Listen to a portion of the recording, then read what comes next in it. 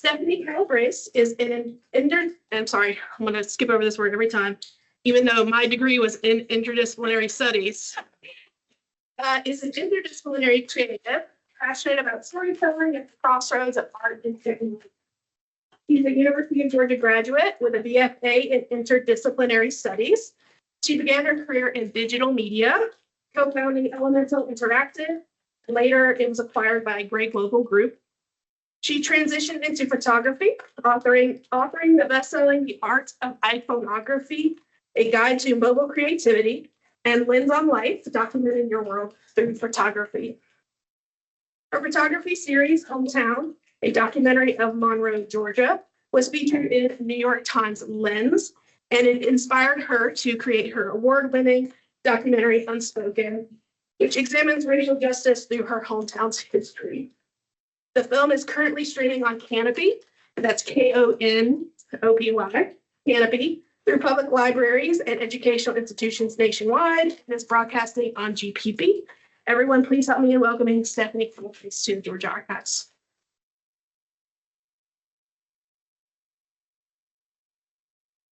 Hey, thank you so much, Robin. I appreciate you reaching out to me and inviting me to come and talk. And I'm so happy to see you all here today.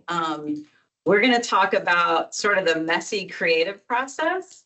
I've screened this film many times, and usually after a screening, we have an opportunity for people to ask questions. And I talk about things like what's the idea behind the film. But what's really nice about this first talk is that it's the first time I'm able to really sort of get in the weeds a little bit. And we're going to talk about how I put the film together, some of the ups and downs of that, the type of research that I did. And so I'm really excited to share that with you all.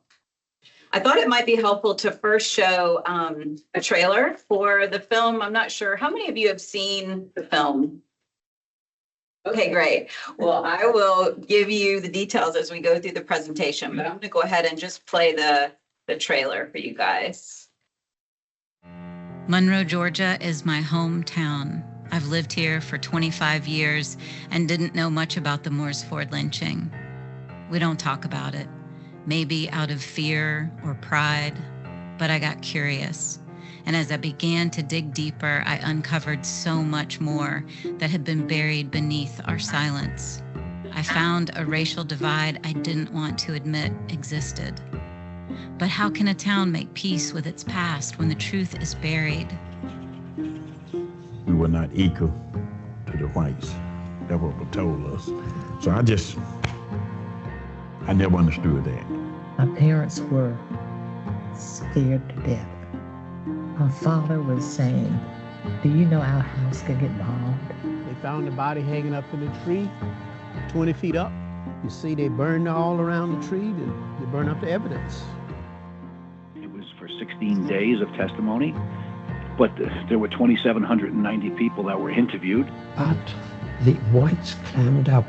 And to think that that could be lost and all the generations of people that are buried here, I mean, it just blows my mind. As long as there's no justice, there won't be no peace.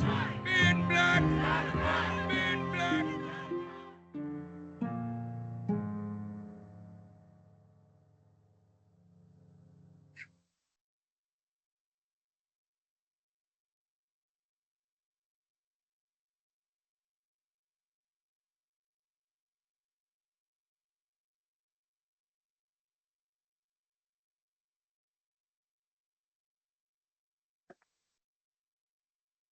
Okay, the film is pretty intense, but it's really necessary, a really necessary story. And so I'm going to sort of walk you through the process of making the film and interviewing. I'll also try to tell you more about the film.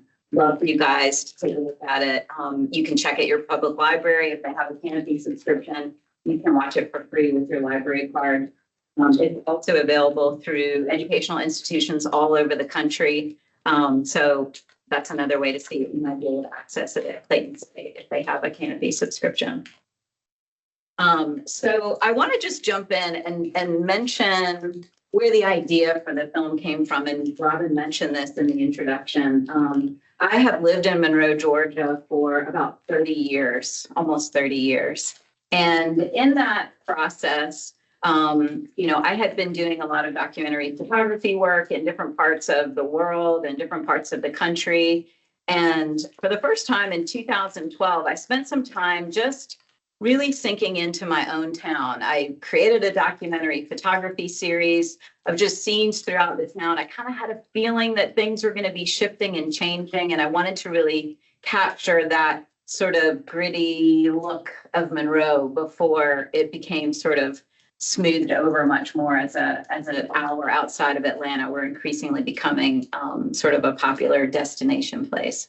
And so in that sharing of that piece in the New York Times, the writer who wrote the story reached out to me and sent me a series of questions and asked me lots of questions. And one of the questions that she asked was, does Monroe still feel segregated today?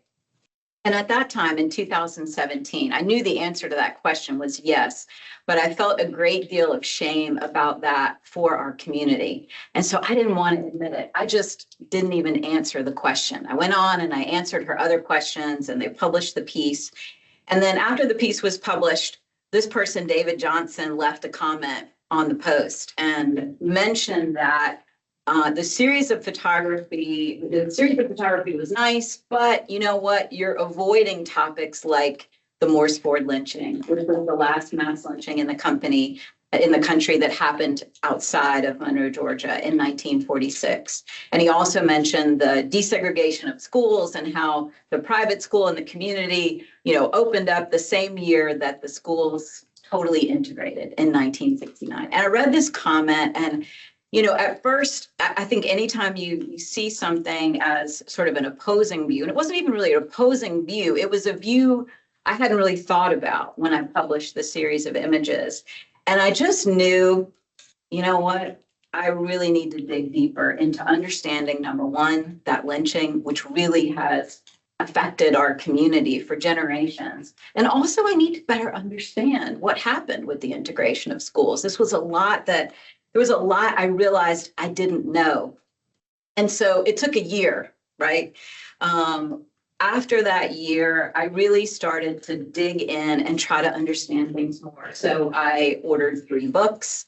I read The Last Lynching, which was written by Anthony Pitch. I read Fire in a Cane Brake, which was written by Laura Wexler. These are both about the Morse Ford lynching. And then I also ordered Walton County, Georgia. And this is a book specifically about Black history written by a woman from our community. And I started to kind of immerse myself in this information. And then I realized, I've never even visited that spot. So I drove my car out to the area where the Morse Ford Bridge, where this happened. Now, at that time in 1946, it was a dirt road. It was a wooden bridge. So obviously things have changed, but just being in that space kind of helped ground me in the history, as this is really part of our community today, right? I can get my car and drive over there. This horrific tragedy happened there. I need to better understand this. And so I started digging a little bit to find out more information. And one of the great sources in Monroe, Georgia is the Walton Tribune. And that was our local newspaper that had been in existence for decades. And so they have a wonderful archives room. We also have all of these archives at our county government building. And I started to kind of dig through these books to see what I could find to learn more. And so you can see here the article about Barnett Hester being stabbed. This is actually sort of a precursor to what happened with the Morse Ford lynching. The other thing that was fascinating to me that I really didn't know anything about. Now, I'm living in Monroe. This is my community, right?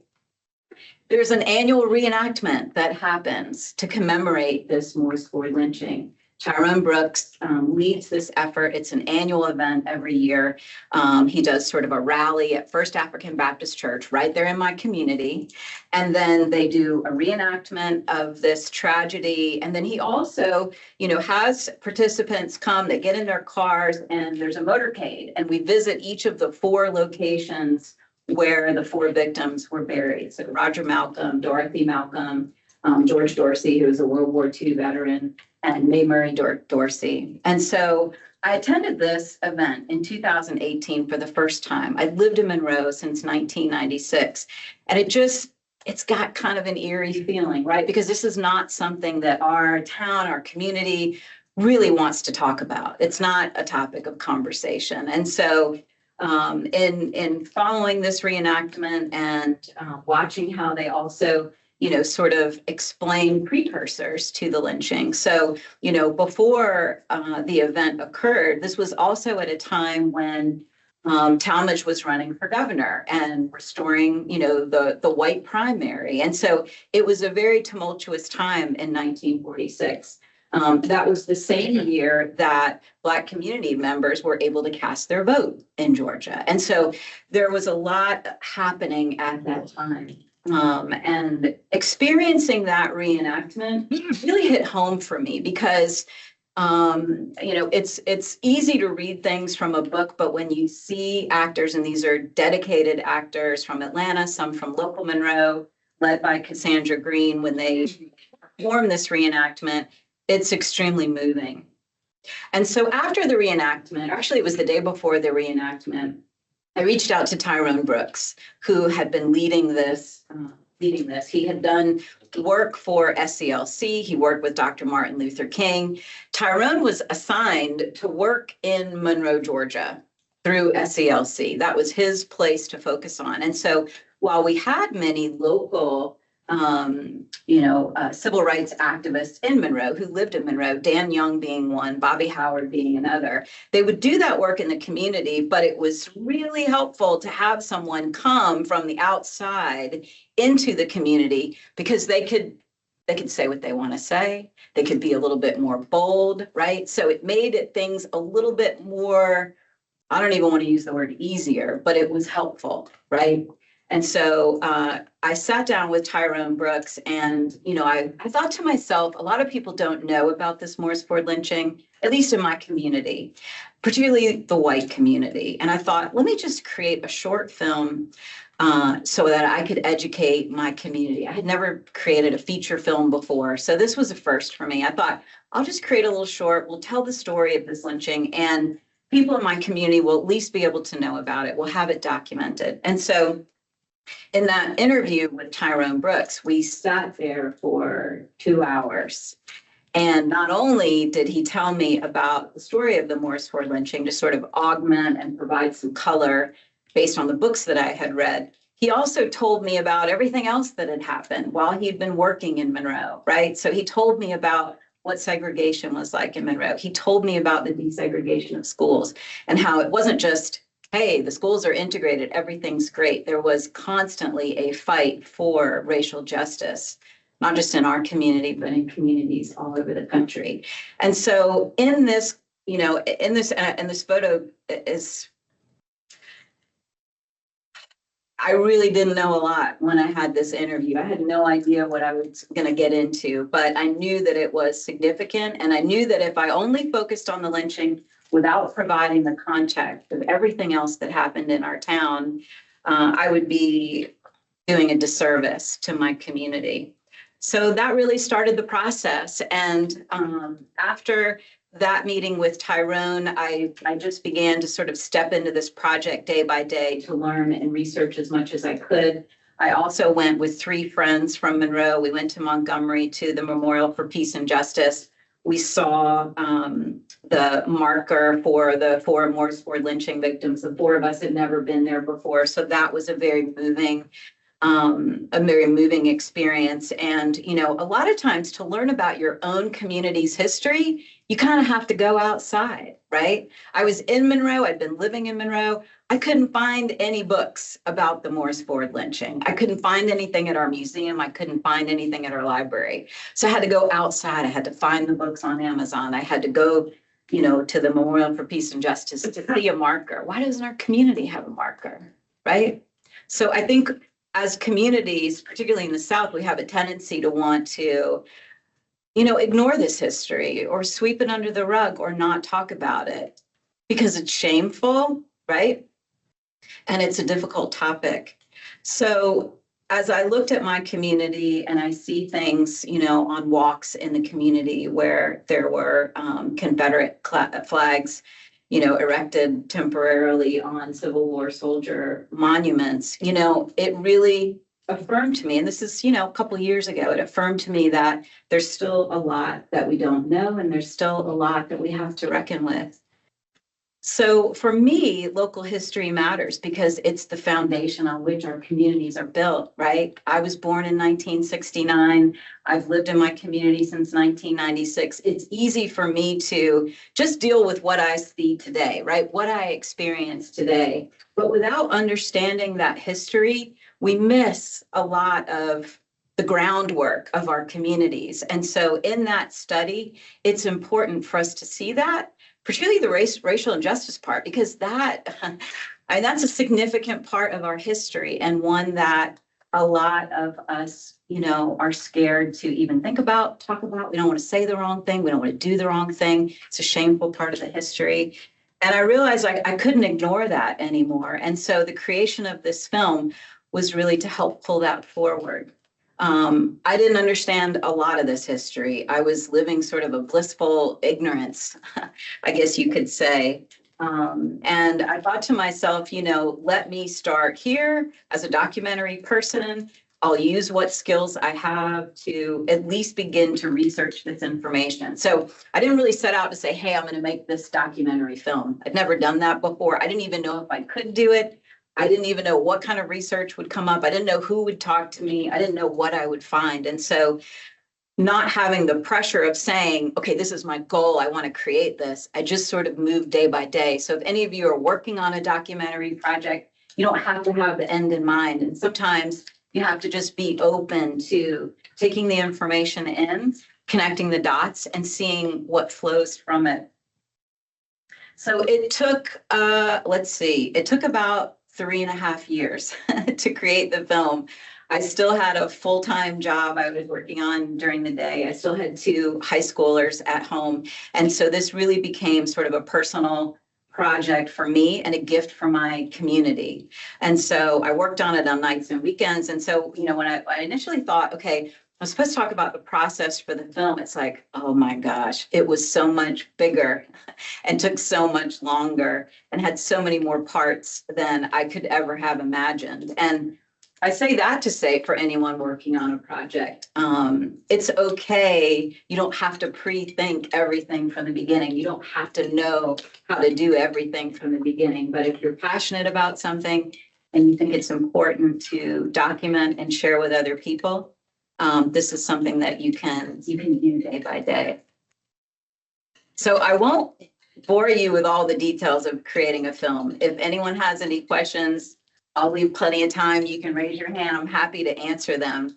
But I do want to talk about maybe some lessons learned in the creation of this film and things that might be helpful for you as you move through your life.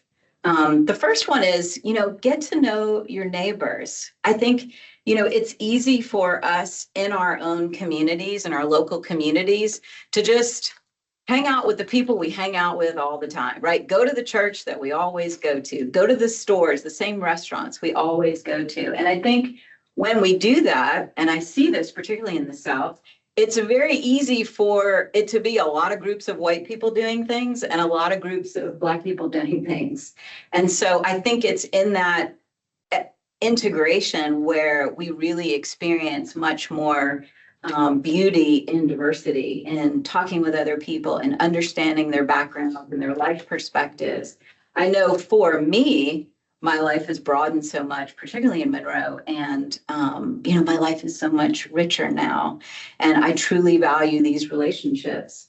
I don't know what it would have taken for me to sort of get out of my standard routine, but this film did it. And so I would encourage you, any opportunity you have, it's like, if you have not been to the Black church in your community, why not go?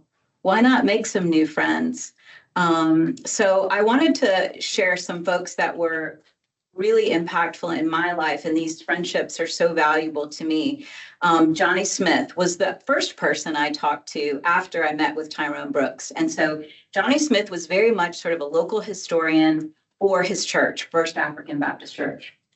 And what's significant about this church is it was very much a gathering place for Black community members and for SCLC to come in and meet during the civil rights timeframe. Even before that, in the 1940s, when many of our Black community members were fighting for equal opportunities in our segregated schools. And so this church was very significant, right? So I'm in a space where these things were happening that I had never stepped foot in before. I'd driven by, I'd seen the sign, but I'd never been inside. And so Johnny shared a lot of that history with the church with me.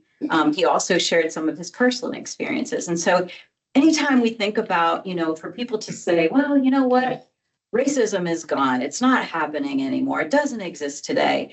It's so false. And I think, as a white person, I've always wanted to believe that that was true, and it's just not.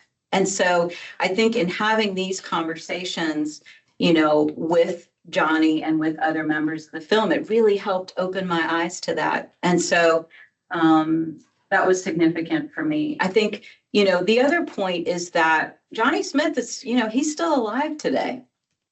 He lived through the time of segregation. He lived during a time when he could not go to the gym, walk inside the city gym, right, funded by taxpayer dollars. He couldn't walk in the gym and play basketball when he wanted to, like the white kids could. He couldn't go to the pool. That was a segregated pool. So people are still alive today who experience this. I'm sure some of you in this room may have experienced that.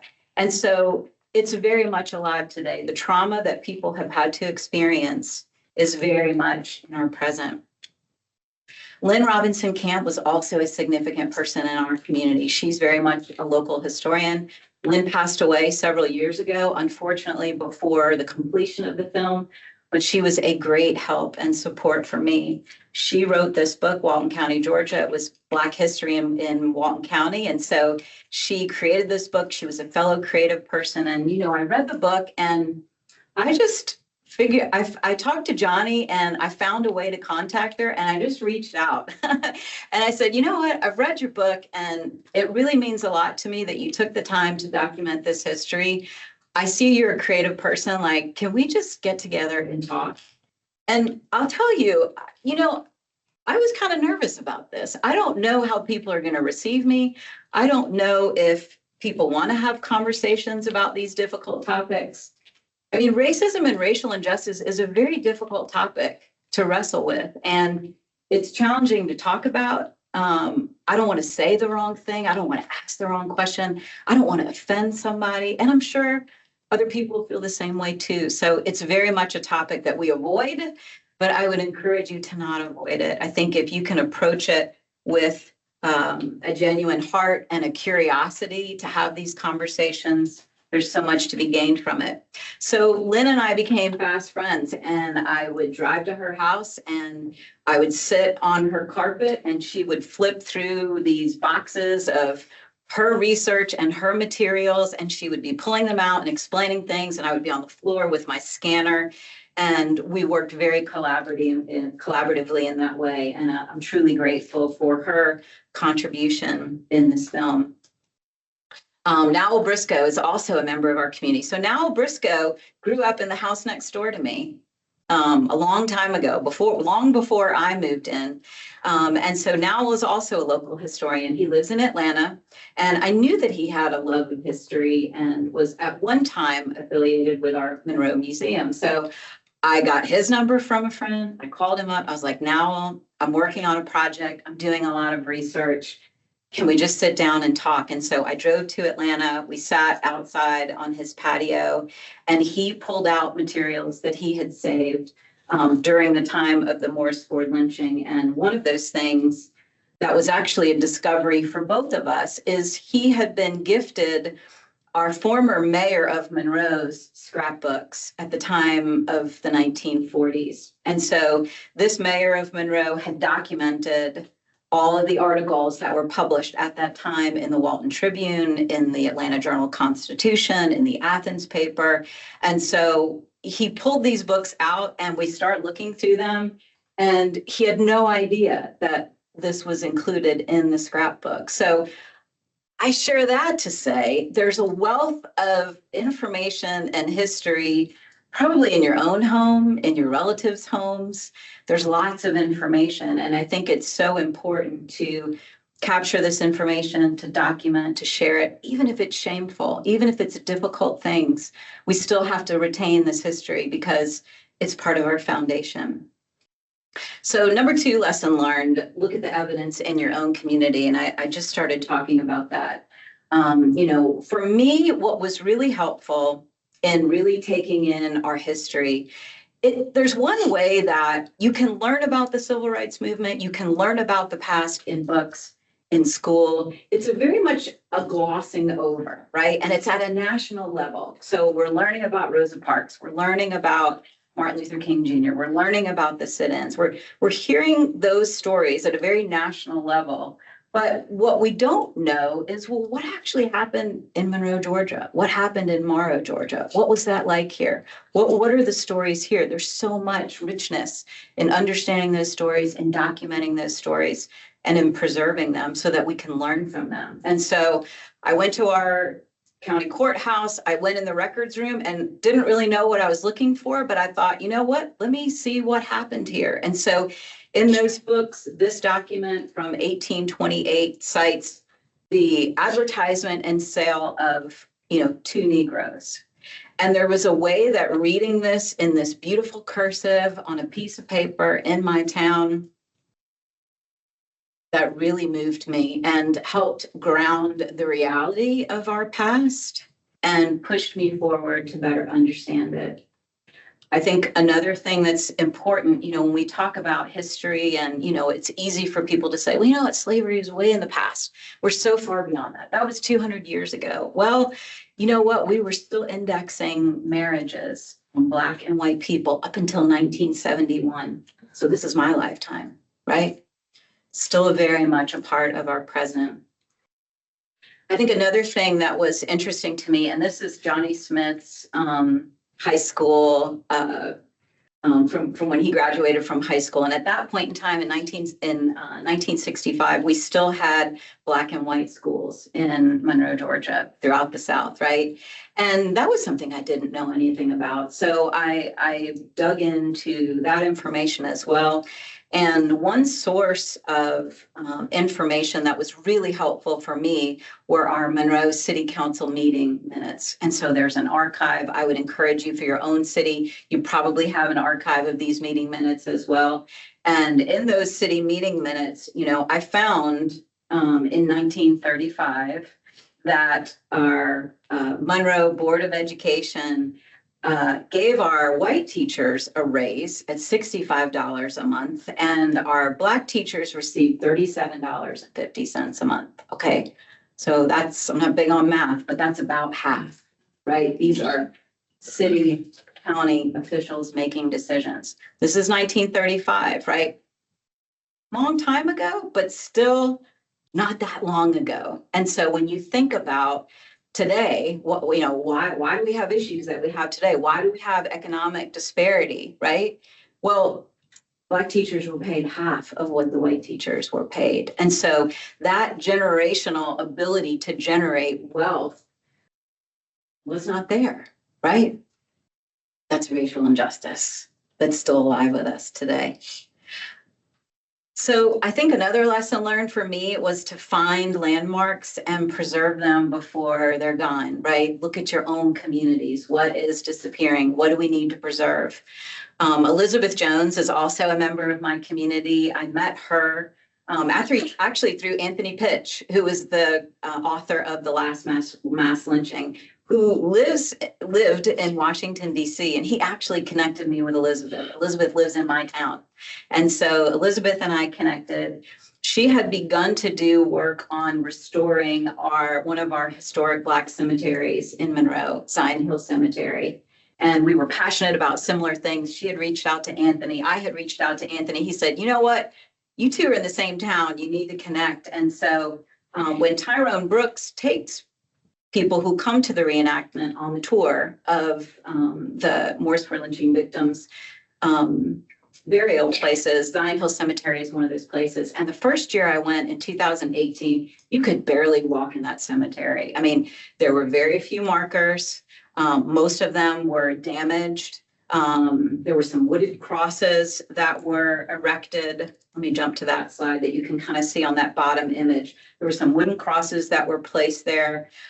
It was a mess. I mean, you really wouldn't know it was a cemetery had there not been the wooden crosses erected. And those were erected much later than at the time these people were buried here. And so many of our Black community members were buried in this cemetery. And a lot of the area around had already been paved over. There's been, sort of real estate happening. And Elizabeth really took it on herself, not just as a personal project to help restore the cemetery, but to really be a community project. So she was very connected with First African Baptist Church and constantly would do invites and share information for members of our community to come out and help restore this cemetery. And so that story is also in the film. And I included that because, that work today is important, right? Like Black cemeteries are disappearing all over. And part of that reason, obviously, is racial injustice in the past, right? We didn't have laws that really protected them,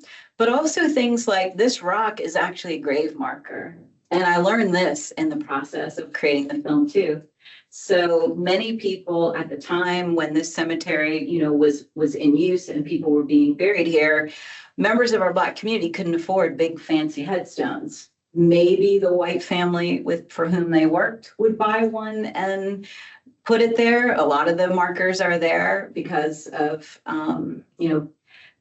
people worked for people who could afford things like that. But a lot of the burials are just rocks. And so here's another reason why a lot of these places are disappearing. So I would definitely, encourage you to explore your own community, find out where these cemeteries are and help support any restoration work so they don't disappear. Athens is also doing a great job with this. I also met Patricia Roberts, and Patricia Roberts grew up in Monroe. Again, someone I did not know in our community. She was actually on the first women's Olympic basketball team in 1976. And so, I thought, this woman's amazing. What an incredible feat in 1976. This is just 7 years after our schools integrated. And so, again, I didn't know about her. We didn't have anything erected in our town to really acknowledge this contribution. And so spending time with her was amazing. And where she is with the umbrella is actually at the site of Carver High School. Carver High School was our Black school, and it actually was just torn down a couple of years ago. So on this visit with her, we had spent time in the Monroe Area High School gym with our interview. We walked out to this location so she could see the demolition happening, and I got to hear her thoughts about what it felt like to see the Black community school being torn down and leveled out and turned into something else. This is the gym across the way. So it was nostalgic for her because a lot of her older brothers and sisters played basketball in the gym for the Black students. And so that also now has been torn down. So glad I took a picture of it. So capture this history while it's still available to you. I also think it's important to honor Black community members for their contributions towards civil rights and school integration, right? Many of these people are still alive today. Dorcas Jernigan, I met through Lynn Robinson Camp. Dorcas Jernigan was one of 2 female students who desegregated Monroe Area High School in 1965. I reached out to Dorcas, and at first she really didn't want to talk to me. And I kept following up and I kept following up. And eventually, a year and a half later, she agreed to sit down and talk to me. And I knew that I was churning up some difficult stories and memories for her. And I completely understand why she may have been resistant to get back into that, for me to take her back to that time period. And I think a lot of us who have experienced, trauma and tragedy, it's easy to want to keep that stuff in the past and not talk about it. But the documentation of it for others, for generations ahead of us is so important. And I really am truly grateful that she sat with me and shared her story of what it felt like to integrate Monroe Area High School in 1965. And that's in the film as well. In talking with Dorcas,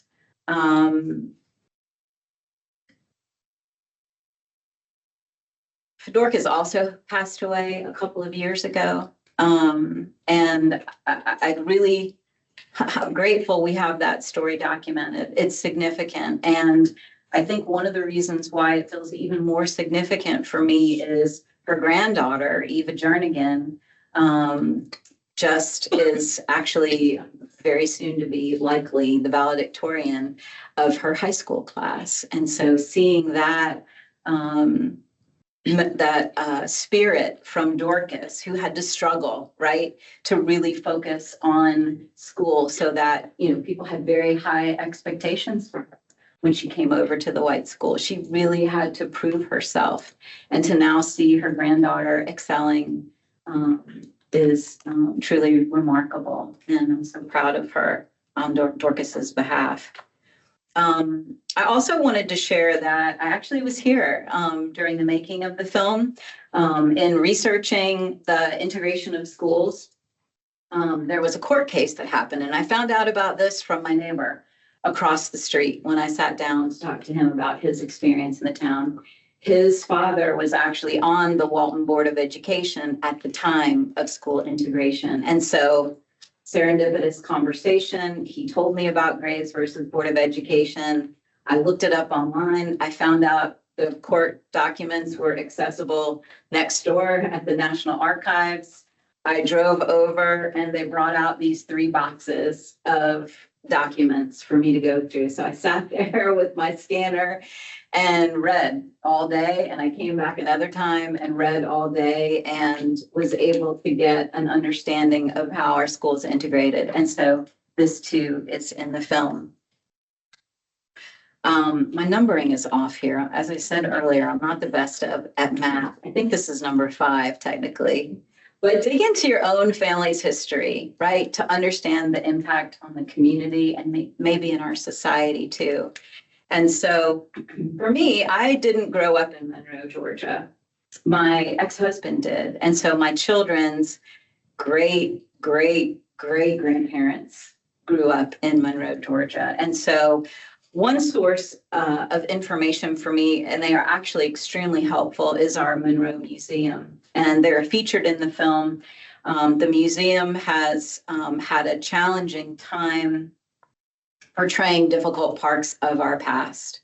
The Mooresford lynching cannot be found in the Monroe Museum. And so this was a point of criticism for me. But I will say the Monroe Museum did a wonderful job of making files that they did have available accessible to me so that I could share this in the film. And I'm grateful for that.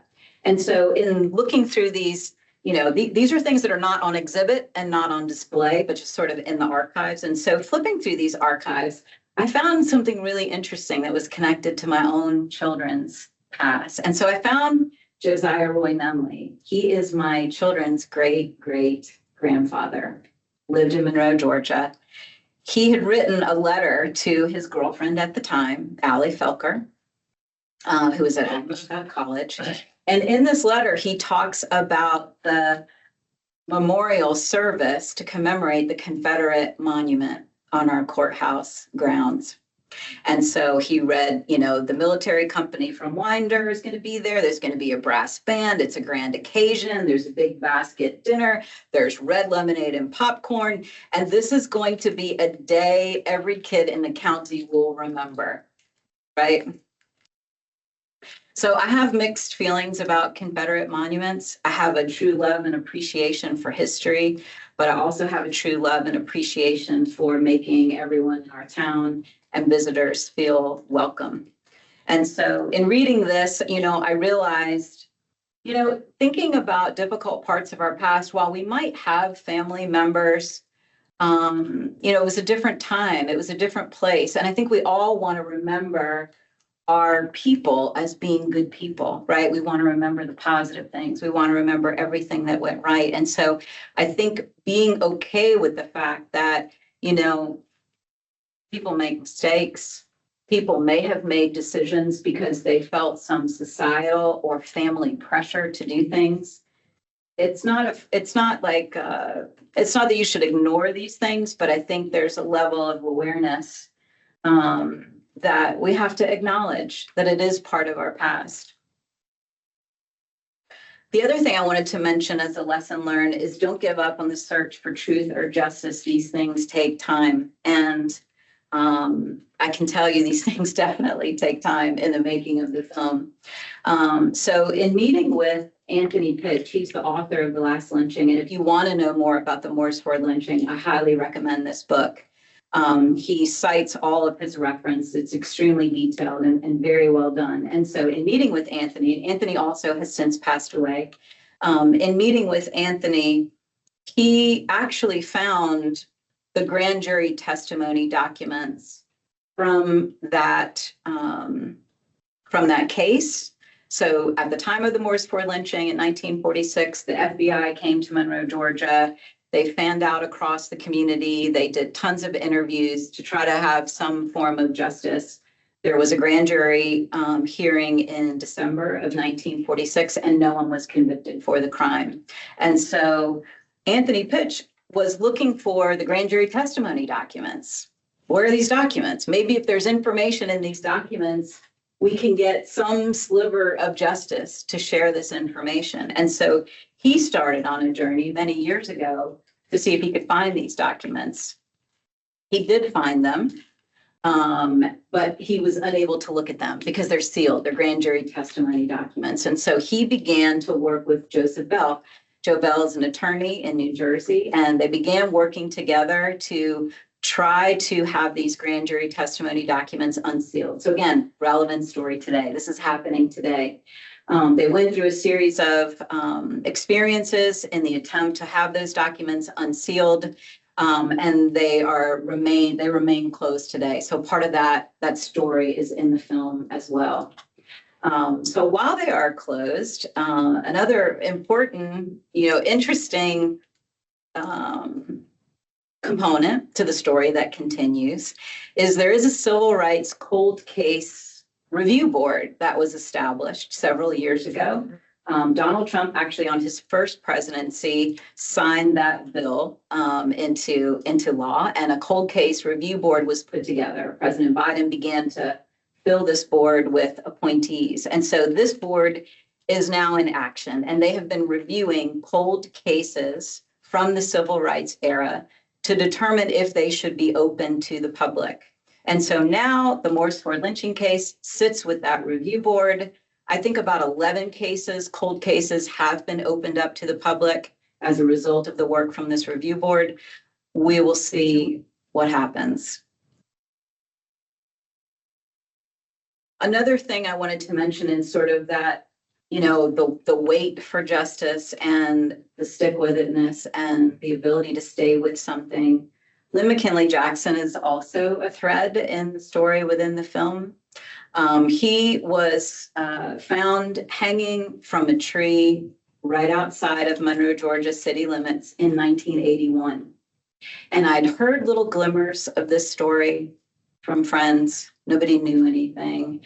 And so as part of this process in the film, it was important for me to find out as much information as I could about this as well.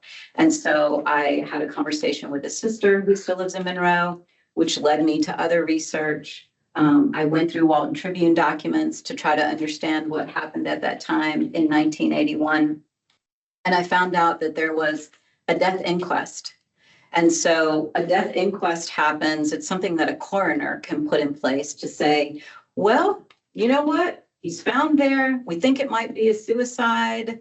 We can't find the person who did it. So let's do a death inquest. And so a death inquest puts a jury together, and they interview they interview people, and the jury decides if it's a suicide or not, or has to determine what's the cause of death.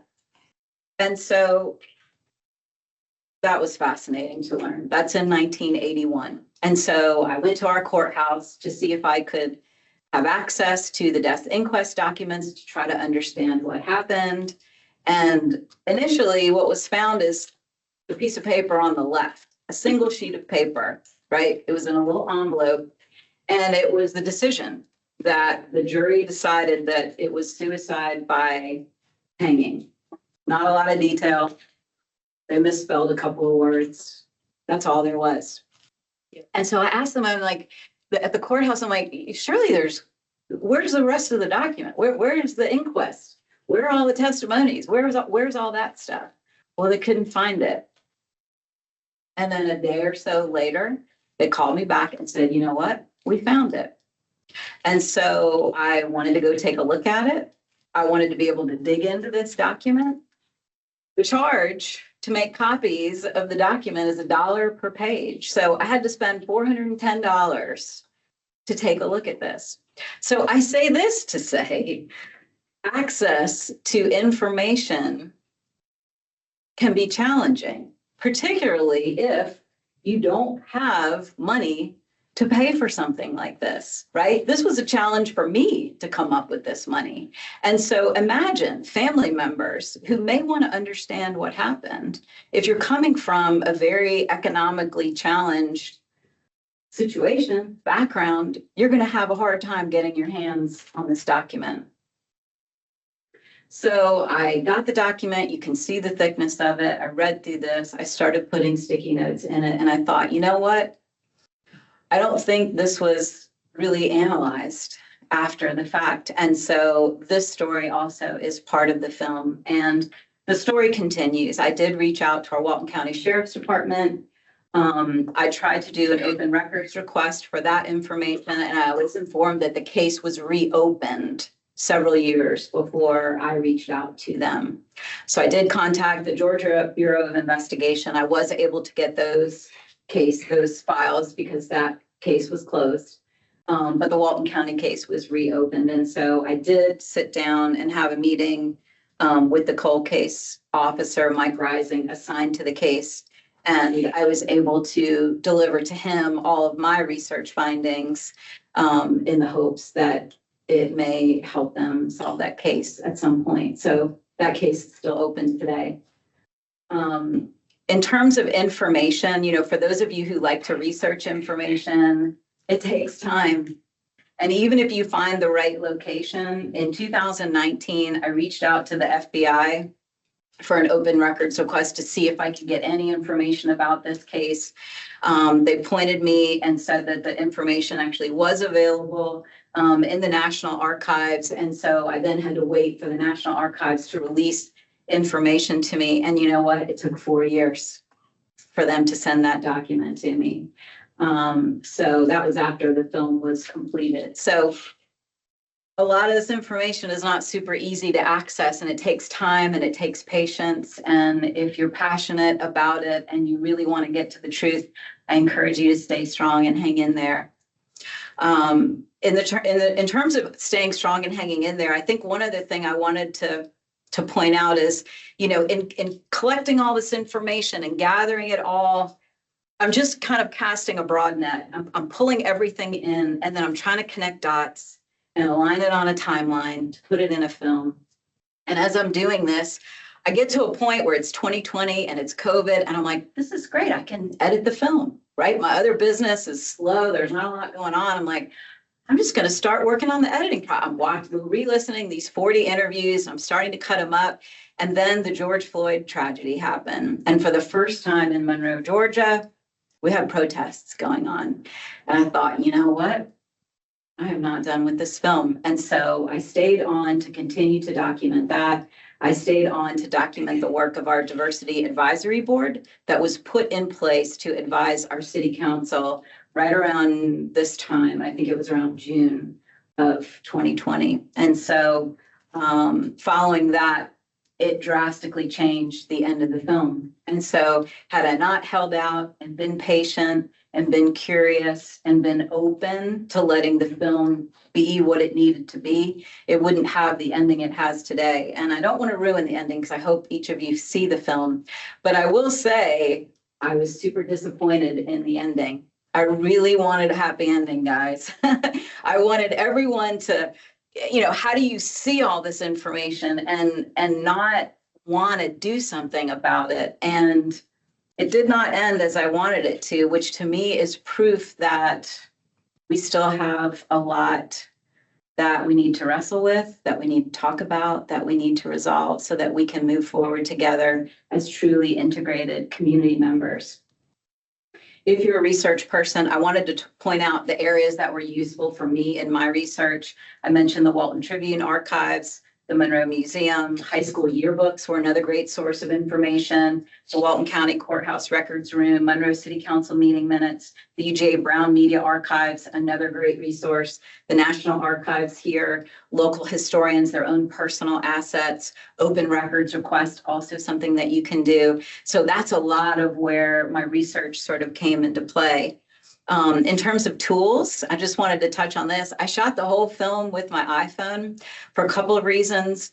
One, I wanted to be nimble and unobtrusive. I didn't want to have to set up a lot of stuff when I sat down to talk with someone. I used a pocket-sized Marantz audio recorder with a wireless mic system, just so I had good quality audio. That's important when you're making a documentary film. I used a Manfrotto fig rig for stabilization, which is kind of like a big wheel, and you put your phone right in the middle and I can stabilize. A tripod sometimes, and I had a little external light source that would fit in my backpack. So everything I needed, I put in my backpack, and I would just go out and explore and talk to people and document as much as I could. So that's the story. I want to pause now because I've been talking an awful lot, and I would love to hear any thoughts that you all have to answer any questions. Mm-hmm. So important. Again? About the lynching was so important to you that you had to research it. Mm-hmm. For both, what I believe is this, I believe the second was a lynching and not a suicide. Why was it so important for me? You know, I am a big proponent of the truth and wanting to really understand things as they are, even if it's difficult to look at and see and understand.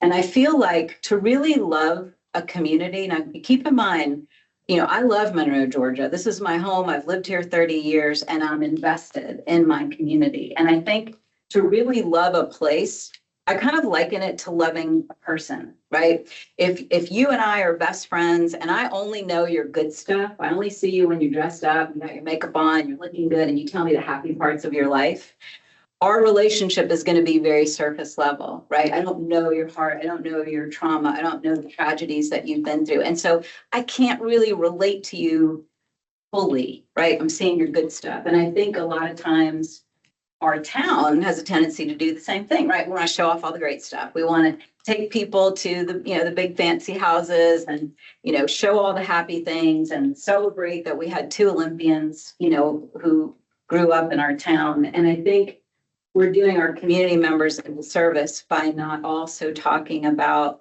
the parts of our history that were difficult and traumatic and challenging. And in studying that part, we learn about resilience and bravery and courage and an appreciation for what people in our community had to go through, and a way for us to honor and, you know, give grace to them and uplift them and celebrate that effort. And so that was really important to me. And so I wanted to understand the lynchings because I felt like they were very traumatic experiences that impacted our community and nobody wanted to talk about them. And so now we have a common knowledge. If you watch the film, now we all know the same thing. And if we want to have a conversation about the fact that we don't think there's still racial injustice going on today, like it is. Well, because I wasn't born and raised in Georgia, so I'm not giving these names, you know, and I appreciate you thinking in to try to tell me something that I had no idea about. Martin Luther King's son is actually Jesse Jackson's son explained to me what Martin Luther King was about. You know, I'm 70 years old and I'm just now learning that in the last 15 years, you know, and because my family is difficult to tell you, we got Pakistani from my dad, from my mom, Korean, Kuwait from my dad. I didn't grow up in a all black school. It was always integrated school. When I left a Catholic school, you see what I'm saying? So I was like the baby, but it was like it wasn't like I was growing up to know anything. So I'm learning. And so I took our manager at DeKalb. I asked her to talk to her mom to come and explain to me what Black people mean, you know, to me, because I don't. Just because my skin is dark, you know, I have no idea what my nationality is. And that's frustrating, you know, so. Thank you for sharing. I'm glad you're still learning. I'm still learning too. There's a lot I learned, but still have a long way to go. I think probably if I learned maybe half, I probably would be 100. I know, because my grandchildren are asking me, what was grandma like? What was I don't know what my great grandmother was like, you know. So, you know, she passed on before I was older. And so I wanted to know if anybody in my family was in slavery, you know. I don't know. Nobody knows. I wish you the best on that journey to learn more. Yep. Yeah. Oh, me, okay. I did see your film. I saw it. I realized I did see it on GPB. It was very good. Thank you. Appreciate that. And I'm of the generation that I did go to segregated schools. When we went to movie theaters, I had to go to the balcony. So all of that is part of me. But I am afraid that what you're showing us is going to be silenced in this new environment because it seems as woke. So I'm afraid of that, but I love the work that you're doing. I appreciate that. I think, you know, the truth is important and understanding all aspects of our history important. I think we can't pick and choose and only show the glorified parts of our history. It's a false existence. So I appreciate that. Thank you for watching the film. Yep, way in the back. What seemed to be the delay about getting the records for the National Archives? Did they say they couldn't find them?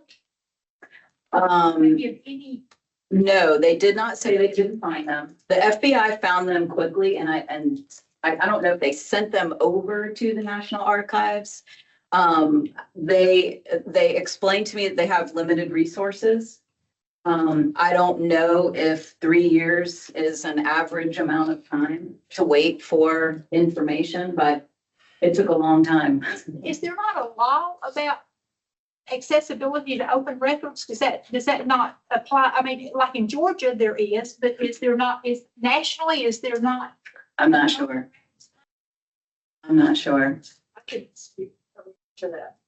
I had to do FOIA in my. I just retired. I work for the federal government. And the delay typically, especially with something like this, is going to be in the review process. There are certainly FOIA gives people a right to get public records, but there are a whole list of exceptions, things that have to be redacted, that's blacked out for personal information. And the review, particularly where you have a case where there are currently open cases that may be related, they will have to reach out to say, okay, we've had a request for this information. We want to release it. Is it okay with you? Will this impact negatively your investigation? To get that response, they get it and they go through. So that's typically the delay, as well as the resources that are involved. Thank you for sharing that. Yep. Miss Stephanie, I really appreciate for doing this documentary. And basically, like you said, you're here. I mean, I came from different, I have education from outside Europe.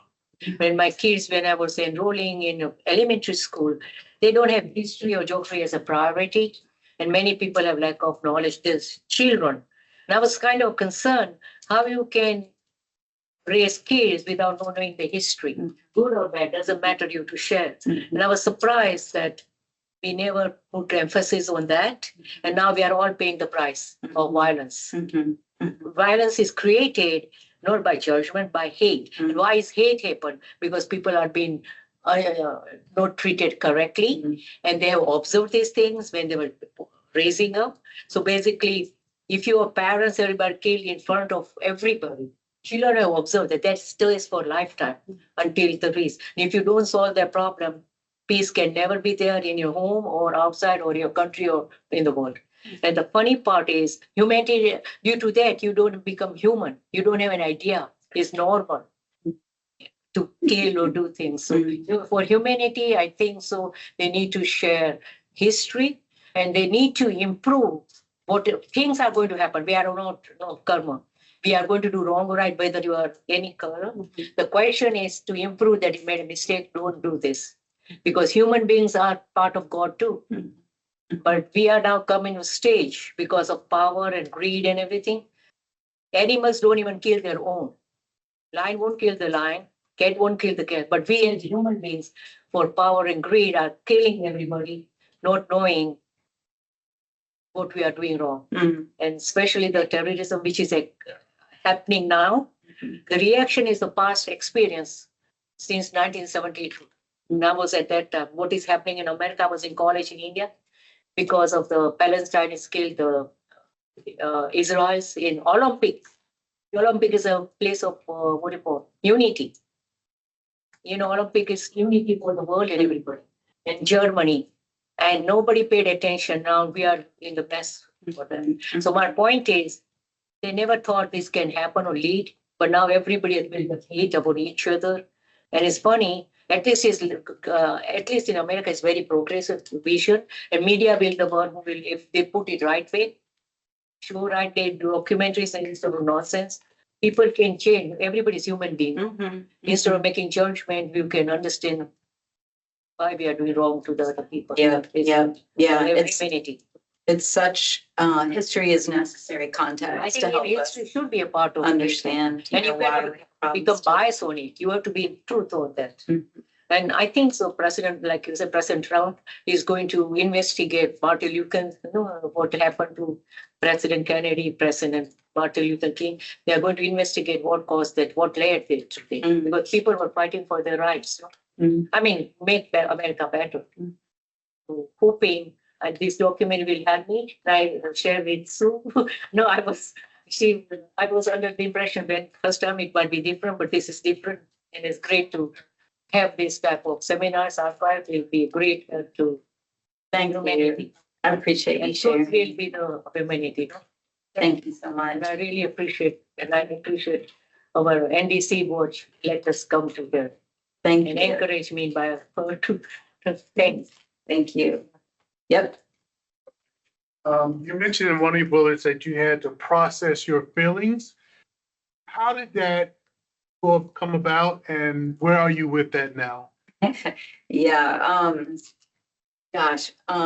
So as I'm learning all of this information and working on the film, I am processing it myself and, reliving moments in my own life where, I didn't have the courage to really stand up and have conversations or, moments in my own life where maybe I heard someone say, a joke and I didn't say anything. It's like, so it was, as I'm learning and rearranging my brain to have a much better, broader perspective of life and what life has looked like for members of our Black community. I mean, it really changed a lot and it made me rethink a lot of my past. I think it's easy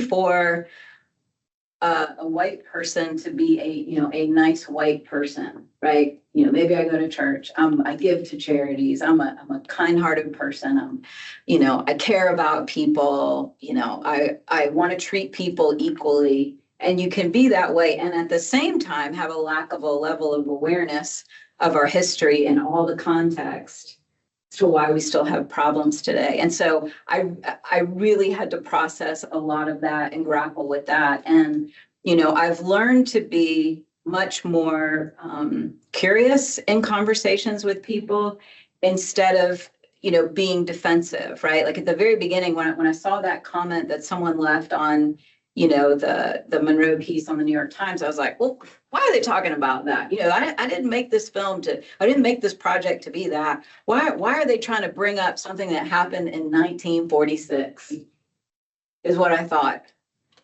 And it was just a great lack of awareness and an appreciation for that history. And now that I understand all of this information, it's helped inform the way that I think about things today, my not just my behaviors, but my actions. And I did not want the film to be political at all. I don't see racism, racial injustice as a political thing. It's really not. It's a human thing. And so I really tried to stay grounded in that and to allow people in the film to speak their truth. I may not like what they're saying, but if we can at least all talk honestly about our feelings and maybe what we don't understand, what we think we understand. Well, this is my experience. What was your experience? Oh, I didn't know that was your experience. So it's like getting it more on that human level of being comfortable to have those conversations. That there was a lot of processing of that, and I'm still processing. I'm still growing and learning. Thank you. Yep. Stephanie, exceptional research, and your tenacity is really to be commended. So thank you so much. I have a question about what has the response been in Monroe to your film? You know what? It was so much better than I expected to be. I was very nervous and very scared moving into this project. I was really scared. I didn't know, what would come of it. I didn't know if I would lose friendships. I didn't know if, somebody would throw a rock through my window. I mean, I really didn't know what to expect. And honestly, I was very pleasantly surprised. As I was moving through the film, I did have a community of people who were extremely supportive. And these are not just people from Monroe, but a lot of people from Monroe were very supportive of the film.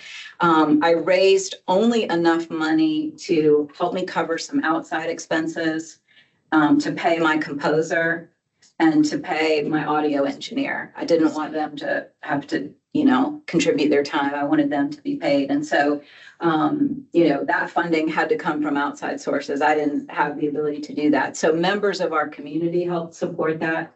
When we did the screenings in Monroe, we had 4 different screenings. And at each of those screenings after the film, I had folks come in and lead conversations after the film. And those were really moving to hear people in the community, say, what, I grew up here in Monroe and I had no idea what this lynching was about. Now I know. Oh my gosh, you know what? I was at the white school when schools integrated, but I didn't even think about what that would have meant for Dorcas when she joined the school. So it was very eye-opening and moving to hear people in the community open up about their own experiences. That was really positive. We also did a community dialogue after the 3rd screening, and we had about 50 people, very diverse crowd from the community come, and that was incredible as well. I had Haley Smith, who's the director of diversity and inclusion at Berry College, and I may be messing up her title, but she's an incredible person, and she led that dialogue, and that was really moving too. So overall, I would say it was a very warm response from our community. And even though it's difficult subject matter, and I'm revealing a lot of things that are not that pretty, people still tend to appreciate the truth and to have a broader understanding of our community. And honestly, it endears me to my community more. Now that I know what everyone's been through, what experiences that we've had, I think you can really only love someone or a place if you have a true understanding of all of it. Mhm. Yep. Will there be a DVD? DVD. You know, I don't have a plan for that. I will say, I know for, if you don't have access on Kanopy, I do have an education market and library market distributor video project. They have the ability to license the film on DVD or on demand for educational institutions and organizations. So if you're affiliated with a school or with an organization, you can get that through them. Yep. My concern is you did a lot of your research through newspapers and you had scrapbooks and things.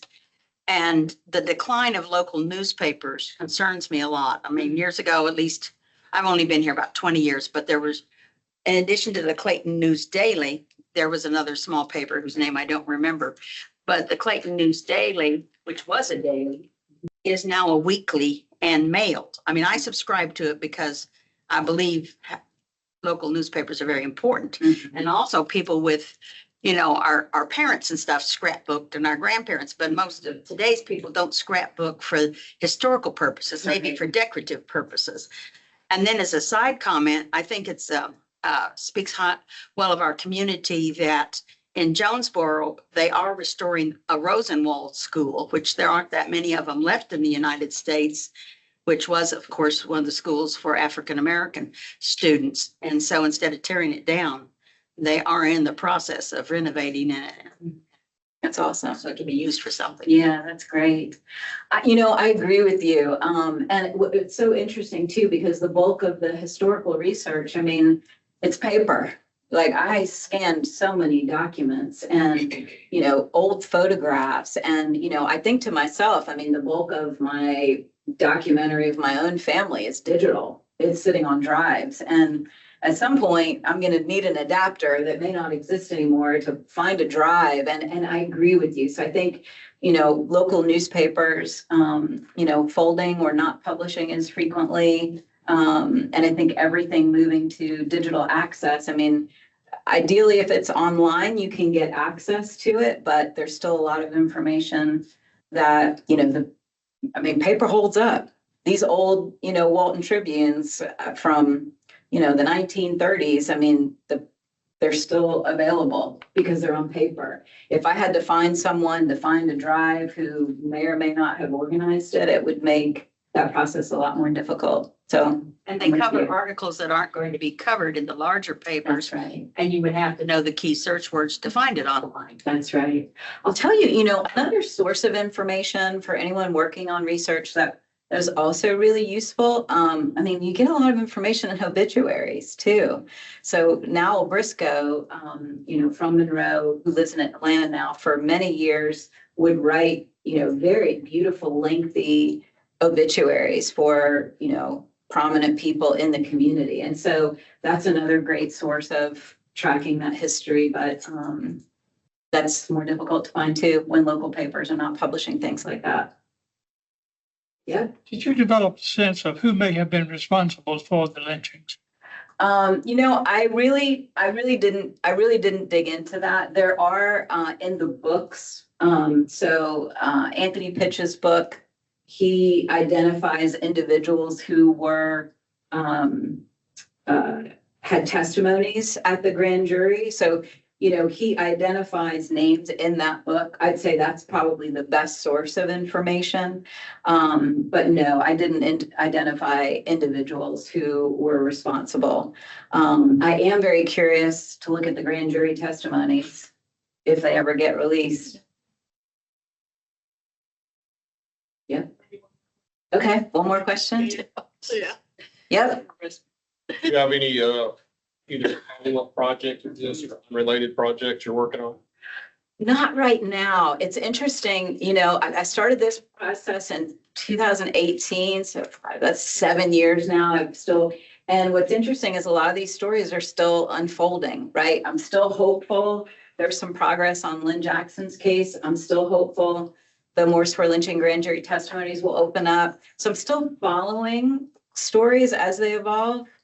So right now, I don't have the next project identified. I'm sticking with this sticking it through for a while more. Well, you guys were so engaged. I appreciate your questions and